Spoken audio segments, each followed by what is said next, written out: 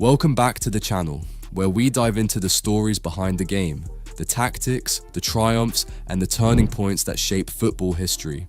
It always begins with belief. For Arsenal fans, that belief has been both fuel and heartbreak. The Invincibles of 2004 gave them immortality, but the years that followed were filled with near misses. Fourth place became a punchline. FA Cups softened the blow, but the Premier League and Champions League always slipped away. Too big to settle for mediocrity, too fragile to topple the giants. That was Arsenal's reality. The Emirates, built as a cathedral for dominance, became instead a monument to waiting. Wenger's brilliance faded, Emery came and went, identity blurred, ambition questioned. Arsenal lived in the torture of almost, but pain has a way of shaping destiny. Out of that wilderness emerged a man with Arsenal in his veins and Guardiola's playbook in his hands. Mikel Arteta. What he's building isn't chance. It's deliberate, meticulous, a project designed with echoes of Pep's treble blueprint. Look closely and you see it. The pressing patterns, the inverted fullbacks, the suffocating control of midfield. It's Guardiola's language, but spoken with an Arsenal accent. And here's the real twist. Arteta isn't just copying Pep. He's adapting, bending the system, forging something sharper, something built for the Premier League's brutality, something Arsenal. But to understand what Arteta is creating, we need to rewind, because everything begins with Pep Guardiola. When he took over Barcelona in 2008, he didn't just coach a team, he rewrote football's grammar. Passing and pressing weren't new, but the way Pep fused them was relentless. Players moved like chess pieces, dragging opponents into traps they never saw until it was too late. At Bayern, he blurred roles. Fullbacks into midfielders, defenders into playmakers. Then at Manchester City, the treble blueprint came to life. Midfielders stacking the centre, wingers stretching the pitch, fullbacks like Cancelo and Zinchenko stepping inside to dictate rhythm.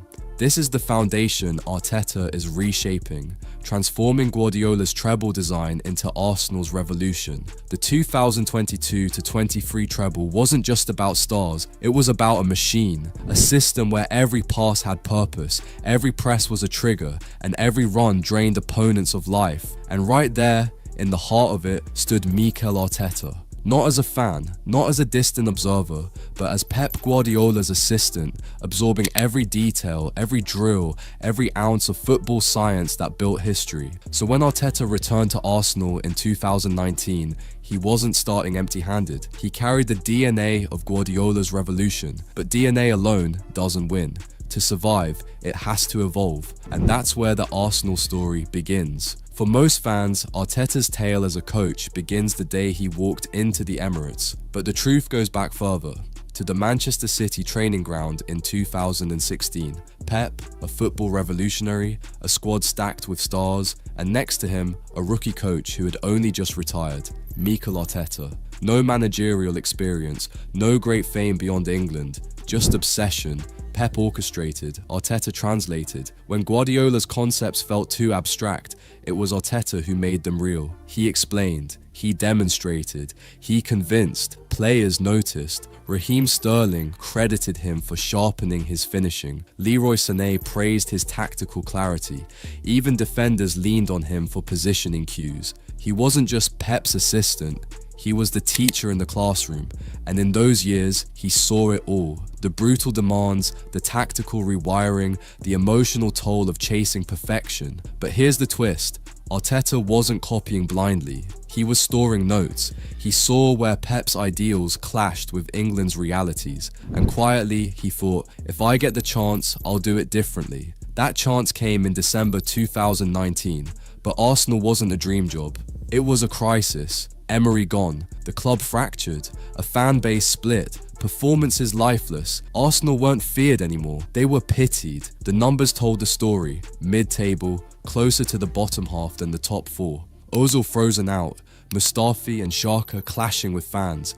The Emirates, once a cathedral of football, had become a theatre of frustration. Arteta didn't inherit a team, he inherited a mess. Most rookie managers would have folded. Instead, he doubled down. His first act, non-negotiables. Discipline, accountability, no exceptions. Aubameyang benched. Ozil marginalized, Guendouzi shipped out. Critics called it reckless. Arteta called it foundations. You can't build a new house on rotten wood. And while tabloids screamed about dressing room drama, something else was forming. Structure. Arsenal stopped conceding soft goals. They looked compact, resilient, organised. The 2020 FA Cup win wasn't just silverware, it was a signal. Arteta had taken chaos and given it belief. But cleaning up is one thing, building a contender is another. Arsenal still lacked identity. They couldn't dominate like City, they couldn't press like Liverpool, and financially, they couldn't fight Chelsea or United. That was Arteta's first great challenge, to rebuild not just the squad, but the culture of Arsenal itself. To prove this wasn't a relic of the past, it was a giant, ready to rise again. The question wasn't whether he had Pep's blueprint, it was whether he had the courage to rip it apart and redesign it for Arsenal's reality. You can't talk about Mikel Arteta without talking about Pep Guardiola. They weren't just colleagues at Manchester City, they were master and apprentice. For 3 years, Arteta sat next to Pep, dissecting football like it was a science experiment. He saw it all up close. The positional play, the rotations, the obsession with every 5-yard pass. But more than tactics, he saw Pep's relentless demand for control.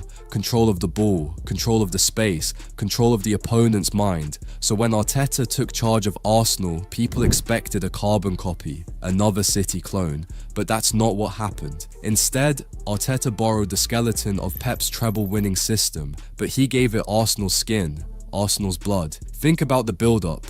City often morph into a 3-2-4-1 with Stones stepping into midfield. Arteta studied that, but at Arsenal he used Zinchenko, an inverted left-back, to achieve the same overload. Suddenly, Arsenal were dominating midfield battles they used to lose. Then there's the press. Under Pep, City press with suffocating precision. Arteta adapted that too, but he made it fiercer, rawer. With young legs like Martinelli, Saka and Odegaard, Arsenal press not just to disrupt, but to punish. Every turnover is treated like a scoring opportunity. And let's not forget leadership.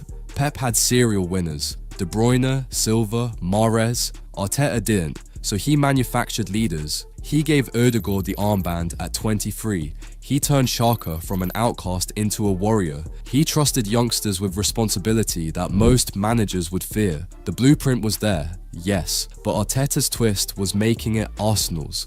He wasn't trying to build Manchester City 2.0, he was building Arsenal reborn. Here's the irony. Guardiola's style relies on perfection, but Arteta's Arsenal adds chaos. It's structured chaos. The ability to look like City one moment and then explode in transition the next. That unpredictability has turned Arsenal into more than imitators. They've become innovators. And slowly, the results began to show. Arsenal went from mid-table frustration to genuine title contenders. The Emirates wasn't quiet anymore. It was alive again. But here's the real question. Blueprints only work if you can finish the job. Could Arteta's Arsenal handle the weight of expectation? Could they survive the pressure cooker of a title race? When Arteta walked into Arsenal, the squad was bloated with experience, but the wrong kind. Big wages, little hunger. He knew if he wanted to build something lasting, he had to rip it up and start fresh. So he bet on youth. Not just any youth. Hungry, fearless, technically gifted players who could grow together. That decision changed everything. Bukayo Saka, the poster boy, the kid from Hale End who carried the club on his back when they had nothing else. Under Arteta, he didn't just improve, he exploded. Saka went from academy hope to one of the deadliest wingers in world football. Every touch feels electric, every cut inside feels like destiny. Gabriel Martinelli, the Brazilian firecracker, signed for peanuts, dismissed as raw, too wild, but Arteta saw the chaos as a weapon. Now, Martinelli's pressing, his runs, his sheer refusal to stop, he's the edge that tilts games. And then there's Martin Odegaard. Remember, this was the boy once labelled a Real Madrid wonderkid who didn't make it. Arteta gave him a new script. He didn't just sign Odegaard, he gave him the keys to the orchestra. At 23, Odegaard became captain. Calm, cerebral, ruthless, in his own quiet way. This wasn't just about talent, it was about building a core. Arsenal didn't just want stars, they wanted a group who could grow, fail, and rise together. The youngest squad in the Premier League suddenly looked like the most fearless. And here's where it gets clever. Pep built his treble side around established brilliance. Arteta, he's building his around potential. That means Arsenal's ceiling isn't just high, it's undefined. But let's be real. Youth comes with pain, missed chances, inexperience in big moments. Last season's title collapse wasn't just tactical, it was psychological. The legs got heavy, the pressure got suffocating. But here's the twist, Arteta doesn't see that as failure. He sees it as tuition, because every stumble hardens this group. Every heartbreak sharpens the edge. These aren't just young players anymore.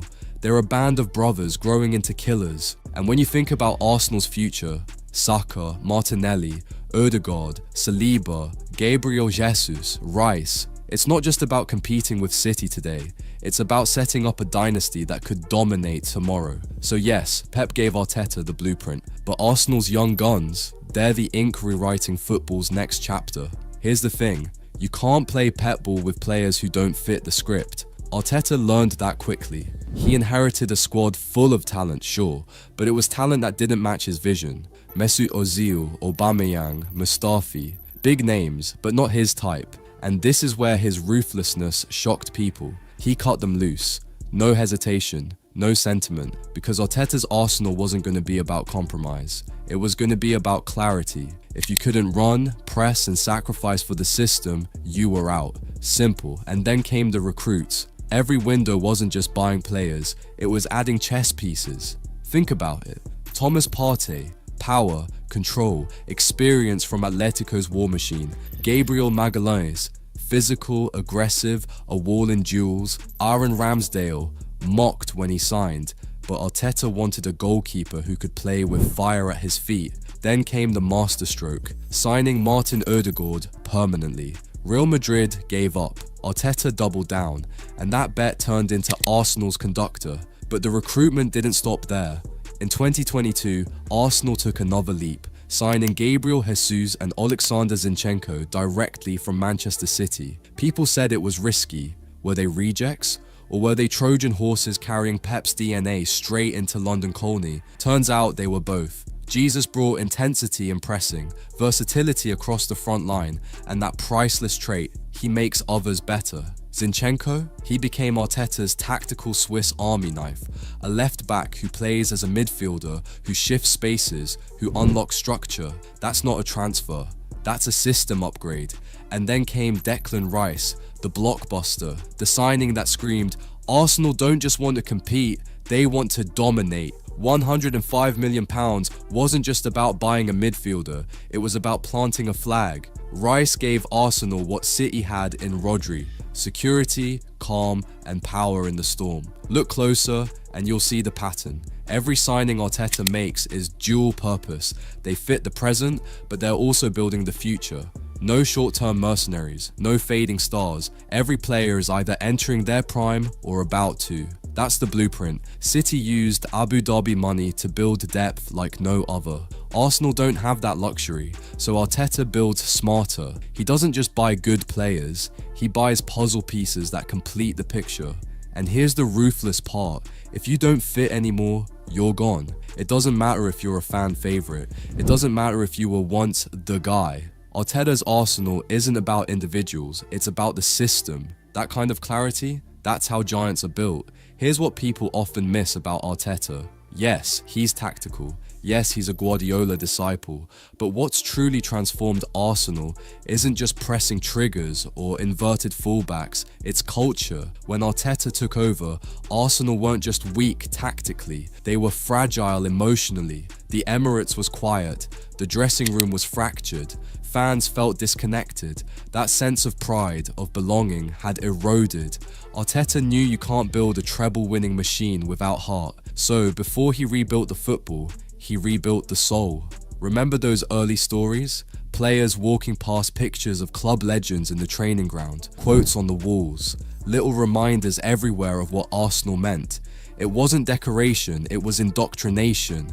Arteta wanted every player to feel they weren't just employees, they were custodians of a legacy. And then he went deeper. He brought the fans back in. Do you remember the unity slogan, the huddle after games, the raw emotion of celebrating with supporters like they were on the pitch? Those weren't random moments, they were engineered. Arteta understood that football at its highest level isn't just about tactics, it's about energy. A team connected to its crowd becomes unstoppable. Players started buying into it. Granit Xhaka, once booed nearly out the door, became a symbol of redemption. Ramsdale turned into a fan favourite, not just because of saves, but because he lived every moment like a supporter. Martinelli celebrated goals like a kid who just won a ticket to heaven. This culture shift wasn't fluffy, it had consequences on the pitch. Arsenal stopped collapsing after setbacks. They started fighting until the final whistle. That never say die energy, that's culture in action. Look at the numbers. In the 2022/23 season, Arsenal scored more goals in the final 15 minutes than almost anyone in the league. That's not luck, that's belief. That's a team that doesn't crack under pressure because it feels carried by something bigger. Here's the catch.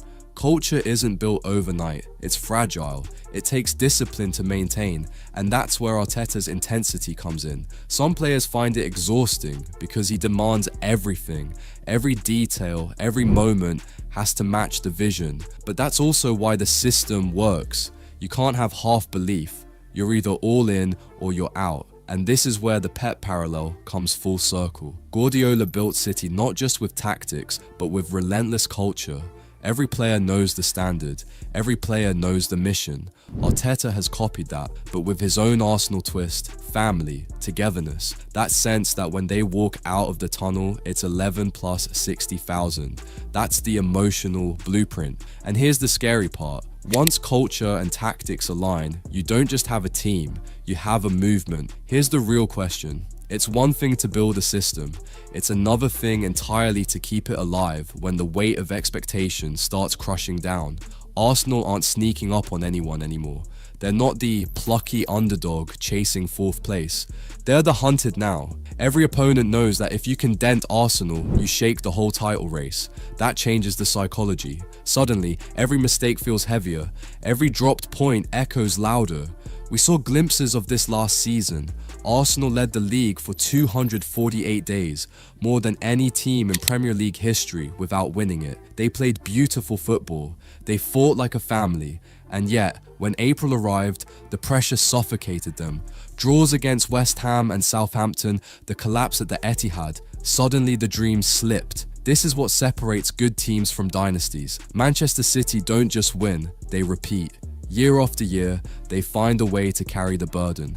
And Pep's blueprint is designed for exactly that. Squad depth, rotation, and a culture of constant improvement. Nobody rests, nobody coasts. So, can Arsenal do the same? Arteta has started preparing. The signings of Rice, Havertz, and Timber weren't random. They were about raising the floor, making sure that when one gear slips, another is already in motion. Look at City. Lose De Bruyne, and Gundogan steps up. Lose Aguero and Haaland arrives. That's not luck, it's architecture. Arsenal need that same resilience because sustaining a title challenge isn't about your plan A, it's about whether plan B, C, and D can still keep the machine running. But let's not ignore the mental side. City are masters of staying in the moment. They treat every game like business as usual. Arsenal? Last season, you could feel the tension. You could sense the weight of history pressing down. That's the next evolution, turning nerves into normality. Here's where Arteta's culture shift faces its biggest test. Togetherness got them to the fight,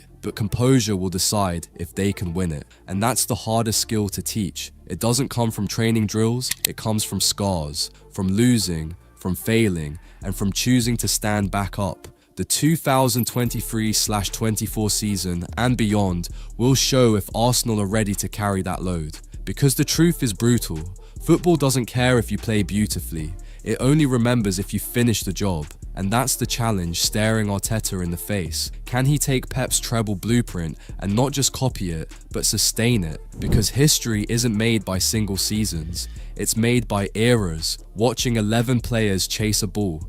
It's watching belief rebuilt, brick by brick, match by match. Arteta studied under Pep, borrowed his treble-winning blueprint and adapted it to London soil. He took Guardiola's principles, positional play, control, rotations, and infused them with Arsenal's DNA, hunger, resilience, and a fan base starving for glory. The result? A club that feels alive again. A club that doesn't just hope for titles, it expects them. The young core is fearless, the veterans are driven, and every game feels like a step closer to destiny. But here's the truth, legacies aren't written in almosts, they're written in silverware. This is the test. Can Arteta's Arsenal convert potential into history, or will they be remembered as the team that came close but never crossed the finish line? Arteta has built more than a squad. He's built a culture, a brotherhood, a promise that Arsenal can once again stand among Europe's giants. The story is unfinished,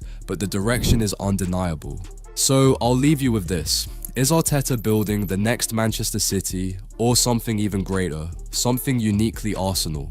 Drop your thoughts in the comments. I'll be reading every single one. And if you enjoyed this deep dive, hit the like button, subscribe for more football stories that go beyond the pitch, and share this with a fellow Gooner who needs to believe again.